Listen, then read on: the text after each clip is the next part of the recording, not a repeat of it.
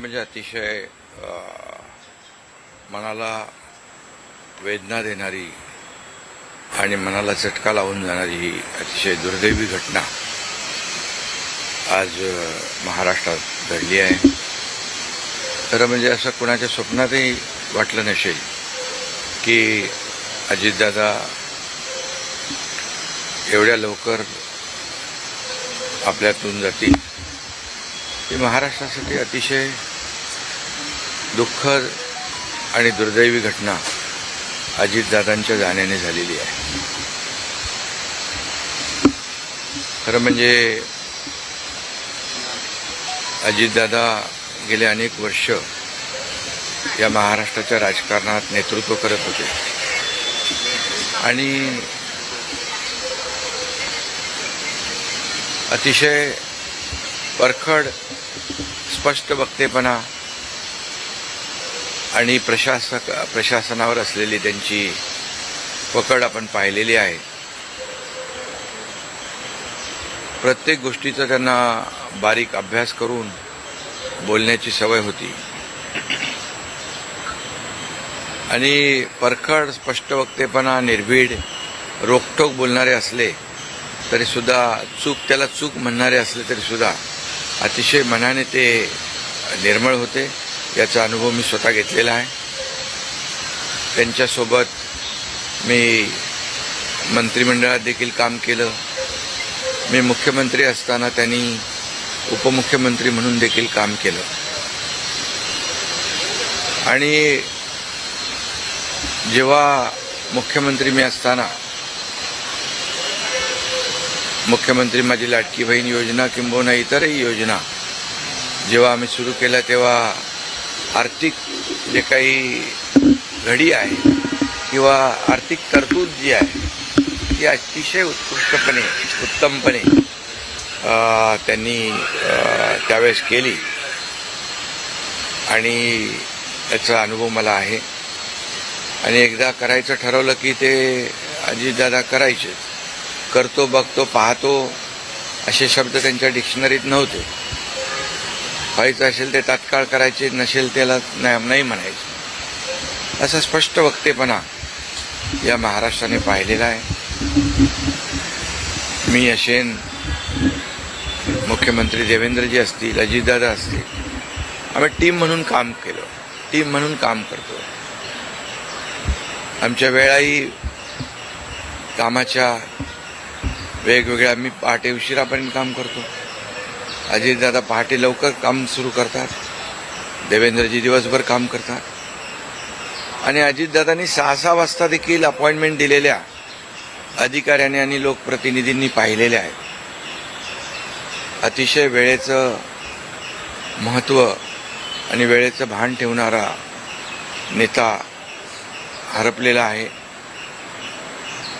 खरं म्हणजे काल परवाच आमची एका कार्यक्रमामध्ये भेट झाली. सरन्यायाधीश आपले भारताचे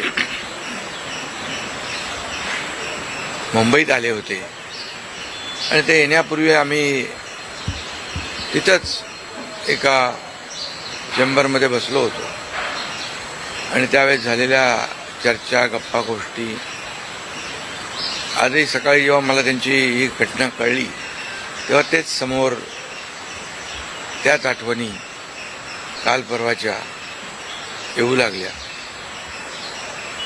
खरं म्हणजे माझ्यापेक्षा ते राजकारणात देखील अनुभवी नेते, गेल्या अनेक वर्षापासूनचा त्यांचा अनुभव, वयाने देखील माझ्यापेक्षा ते मोठे होते माझ्या आणि अनुभवाने देखील.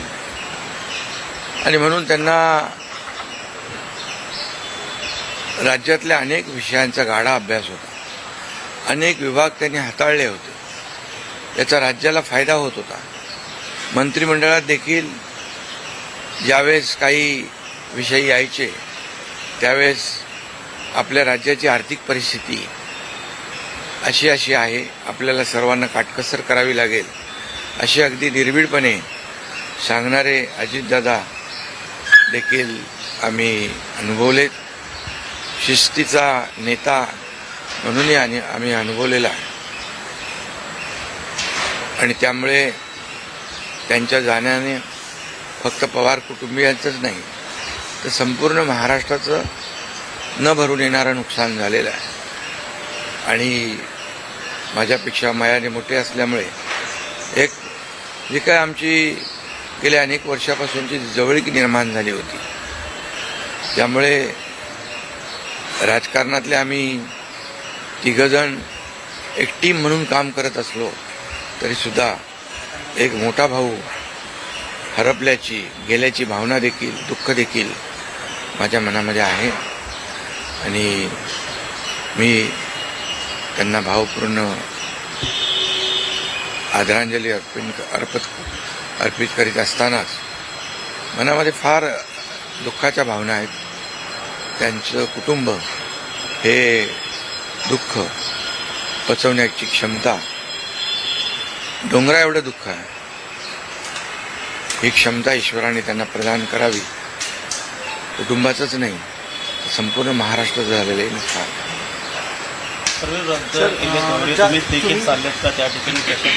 हा, मी आणि मुख्यमंत्री देखील आम्ही जातो आहे.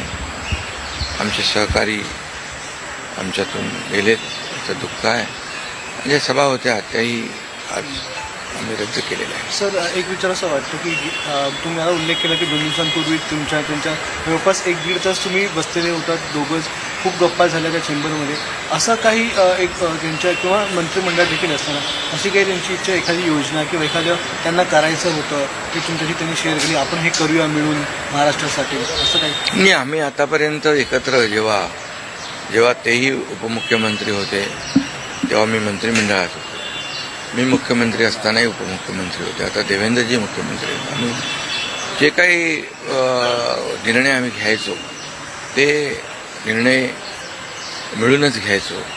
आणि मग एकदा एखादी सूचना आली की मग त्याला तिघांनी बळ देऊन ते पूर्ण करायचं. अजितदादा देखील एकदा कधी कधी असंही म्हणायचे की आपली आर्थिक आता आपली जी काही अर्थव्यवस्था महाराष्ट्राची आहे, काही नवीन योजना केल्यामुळे आपल्याला काटकसर करावी लागेल, पण जेव्हा काही निर्णय आपल्याला घ्यावेच लागतील त्यावेळेस मात्र ते मागे हटत नव्हते. आणि याचा अनुभव देखील आम्ही घेतलेला आहे. न भरून निघणारी पोकळी सातारा असेल, पश्चिम महाराष्ट्र या ठिकाणी देखील कशा प्रकारची तुम्ही पोकळी भरून काढणार आहे? नाही, यामध्ये साताराच नाही आहे तर त्यांचं जे असलेलं जे काही अनुभव आहे हा महाराष्ट्रासाठी होता. त्यांनी प्रतिनिधित्व केल्यामुळे मला वाटतं फार मोठं नुकसान झालेलं आहे, न भरून येणार. शेवटचा प्रश्न, जे काय जसा हा जो विमान अपघात झाला ज्या प्रकारे, काय वाटतं याची चौकशी व्हायला हवी आणि येणाऱ्या काळामध्ये असे अपघात होऊ नयेत, त्यामुळे बिलकुल याची शेवटी आमच्या सहकार्याचा जीव याच्यामध्ये गेला आहे. 6 लोक मृत्युमुखी पडलेले आहेत. त्यामुळे या विमान अपघाताची चौकशी नक्कीच व्हायला पाहिजे, नक्कीच होईल. कारण यापुढे देखील अशा प्रकारचे अपघात होता कामा नये, यासाठी हे गरजेचं आहे आणि त्यासाठी त्याची चौकशी देखील होईल.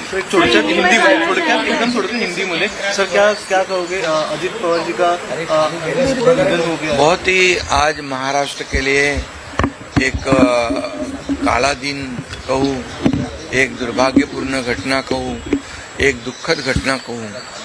ऐसी घटना जो हर एक के एक दिल को दुखाने वाली घटना आज महाराष्ट्र में घटी है. हमारे सहयोगी अजीत दादा पवार जी का प्लेन एक्सीडेंट में दुर्दैवी मृत्यु हुई है.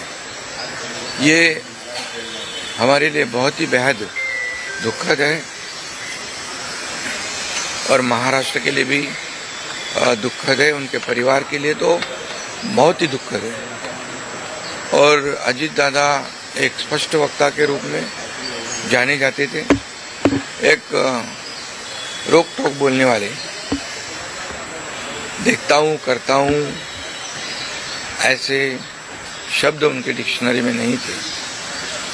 जो होना है वो तुरंत करते थे, जो नहीं होना है उसे साफ ना कहते थे. लेकिन वो कड़े शब्दों में कहते भी, लेकिन मन के बहुत अच्छे थे. और इसका अनुभव मैंने लिया है। उनके उप मुख्यमंत्री कार्यकाल में मैंने मंत्री के रूप में काम किया। मैं मुख्यमंत्री था तभी उन्होंने उप मुख्यमंत्री के रूप में काम किया। आज देवेंद्र जी मुख्यमंत्री है, उनमें भी हम दोनों ने उप मुख्यमंत्री के रूप में काम किया है। हम टीम बनकर काम कर रहे थे, महाराष्ट्र को आगे बढ़ा रहे थे। इसमें एक हमारा टीम वर्क था और मेरा काम करने का तरीका जैसे देर रात तक काम करता था। अजीत दादा जल्दी सुबह उठकर उनकी शुरुआत होती थी।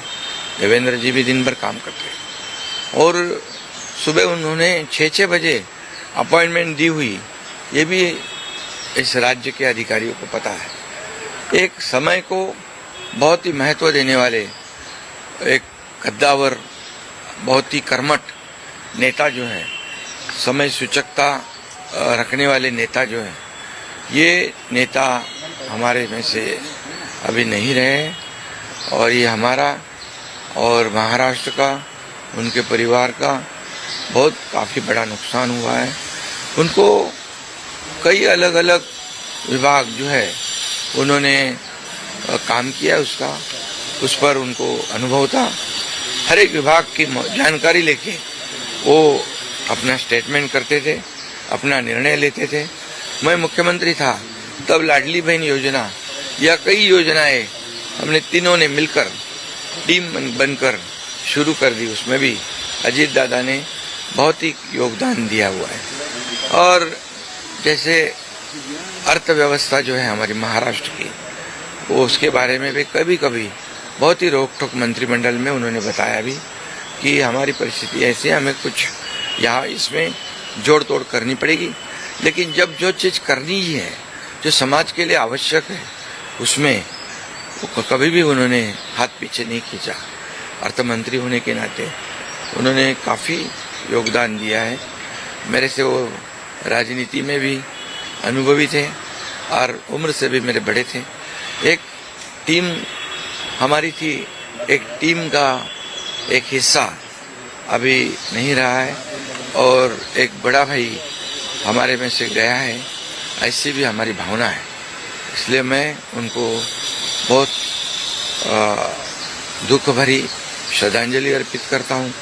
उनके परिवार को इस दुख से बाहर आने की शक्ति ईश्वर प्रदान करे, ऐसे ईश्वर से प्रार्थना करता हूँ। सर, आठ बार उप मुख्यमंत्री रह चुके हैं। आपके कुछ दिन पहले उनके साथ महाराष्ट्र के साथ साथ आपके भावभूषण, आपके आंखों में भी नम जैसे आंसू नहीं, कैसे वो उनका स्वभाव ऐसे था।